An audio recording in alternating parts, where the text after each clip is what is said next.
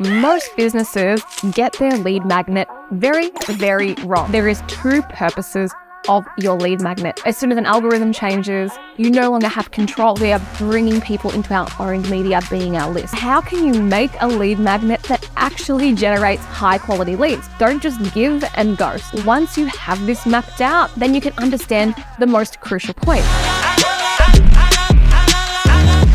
What is a lead magnet? Well, effectively, a lead magnet is like an opt-in bribe to get somebody to come onto your list. But what you need to remember is that it is an exchange of value, right? They're going to take the time, but also give you their email address or their phone number. And you need to make sure that you are going to deliver on the value that you promise on the opt-in page. Now, we're going to be talking about two different, maybe it'll feel like jargon. There's the opt-in page. So that's what they actually fill their details in to download or access your lead magnet. And then the lead magnet is the actual deliverable that you're going to provide to them. Now, ultimately, there is two purposes of your lead magnet. One is to attract the right person to come in. That's where when we're creating the lead magnet, we want to make sure that we have the specificity and we are calling out the right people. Very easy to create something that is mass market desirable. However, if you want to be generating high quality, actually good leads for your business, the lead magnet needs to talk to the person you want to attract. It's not about just optimizing it for maximum downloads. It's about optimizing it for maximum buyers in the back end of the funnel. So number one, you want to attract the right people to you. And number two, you have to position them to buy. We don't just create content for the sake of it when we're doing a lead magnet. Now, as part of a wider marketing strategy, of course, you'll create other pieces of content, but right now we are creating a lead magnet. And so some people talk about, having gated versus ungated content, and you need to have your content ungated, which means that people don't have to sign up for it. When we're talking about this, what we're creating is like a very specific funnel, a funnel strategy, right? Because what most people do is they release an ebook, it's boring and crap and no one cares about it, and then they gate it and they wonder why it doesn't work. They've cooked the execution. Because once you get a lead magnet pumping, and we call this like your authority beacon, it should be evergreen, right? It should just work forever because it's always that deepest, darkest, number one big burning point or desire that your target audience are trying to get to. And when you do have this working, what you're doing is building your owned media, right? Which is your email list, because if you have an over-reliance on your ads or anything else, then as soon as an algorithm changes, you no longer have control. So a lead magnet is awesome because what we are doing is we are bringing people into our owned media being our list. But how can you make a lead magnet that actually generates high quality leads? Well, I'm going to walk you through the step-by-step process now. The first step is to figure out which stage of the buyer's journey you're going to be entering. So I've spoken about this in other videos, but up on the screen now, you'll see the 5 stages of awareness by Eugene Schwartz. And so you can see here that nobody wakes up one day and wants what you have, right? They're going to go through these stages. And what we want to do is in the most aware, that's where we put offers in front of them. But further down the journey, people are going through this journey, whether we hold their hand or not. What we want to do is give them content to start building that relationship and that authority and to help move them down the buyer's journey. That's the point of the lead magnet. So the goal here is to identify this, to map this out for your own customers, and then create content, a lead magnet, that actually matches the conversation going on in the mind of your ideal consumer or the prospect at the time. And then we can nurture them towards buying. Once you have this mapped out, then you can understand the most crucial point, and that is the pain point you want to solve or the burning question you're going to answer. Otherwise, you are just creating a lead magnet that is adding to the noise. And so when somebody's creating a lead magnet, they often skip these steps. They don't think about the target market. They go straight to creating something the business wants people to understand. But nobody cares about you effectively, right? You have to enter the conversation and meet them where they are now. Because in marketing, there's difference between what somebody wants to hear and what they need to hear.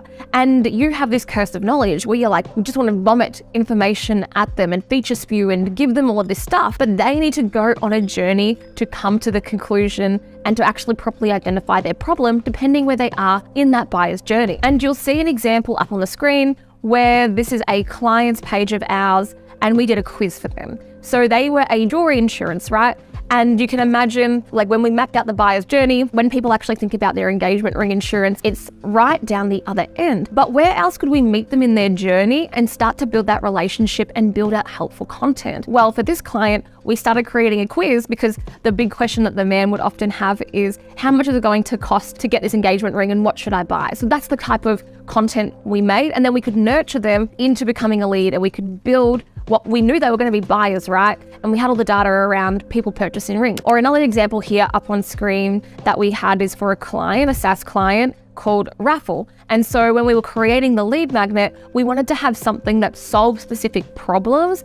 We tangibly show them what they can get, but we are addressing from our research one of the really big questions that they have. How can influencers make money on social media? A big question, right? And so we've created this guide, and then obviously our product is one of those solutions. Step number 2 is how to make this lead magnet stand out from the noise. So what you want to start with is doing some research online to see what the noise is. So you can go to YouTube videos, Quora, Reddit, whatever it is, Amazon Books, and you can see 1, what's trending, what's going really well. But 2, you don't want to just create more of the same. A really good tip is to create something that your competitors are too lazy to. So if it is hard to create, then that probably means other people aren't going to create it. 2 is to think about what will your consumer or your target market actually use. Don't just make an ebook, right? One way that we did this with a client was actually teaming up with other collaborators in the industry. And this was an ebook because it was easier with all of the collaborators and the moving parts. We called out a specific target audience, the e-commerce owners.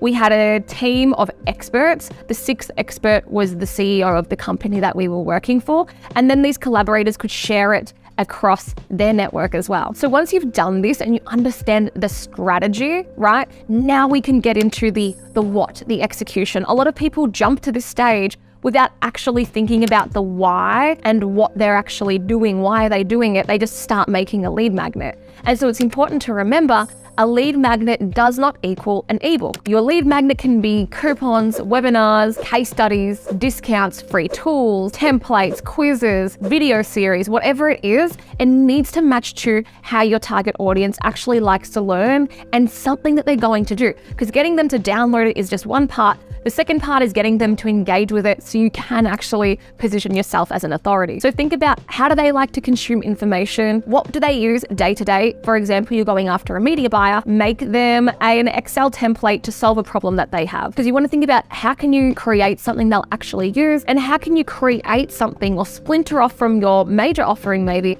to give them a win now. And to end today's video, team, I want to walk you through big mistakes I see people making. Number 1 is wasting time and money trying to make the lead magnet perfect. AKA they're wasting time and energy trying to make this thing perfect when they don't really understand what perfect is to the audience. So it's better to get it launched, minimum viable, and then get your feedback loop, and then you can put more resources into it to make it even better. The next mistake is trying to sell in the wrong point of the funnel. Remembering, every part of your marketing, the point of it is to get them to take the next step. The point of the lead magnet is not to close them into a sale. It's to get them on a call effectively, or to get them to take the next step in your funnel. So remember, you're not selling the company, you're not selling a sales call, except for the offer part of your lead magnet. You're not trying to get them to buy immediately, right then and there. You want them on this opt-in page to download the lead magnet, and that's it. And one of the biggest mistakes, the most frustrating mistakes, is that people forget to nurture the lead. So you want to have this relentless follow-up in the back end.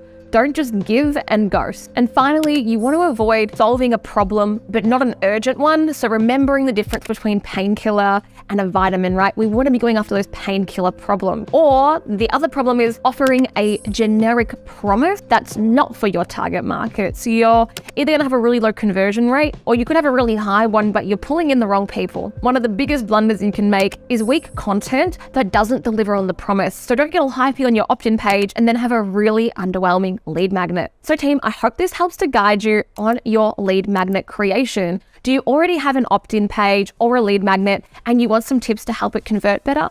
Leave it in the comments of this video and I will check it out for you and shoot you a quick Loom video to help. Otherwise, if you have any other questions or anything else you'd like to know about marketing, let me know and I can solve it in a future video for you.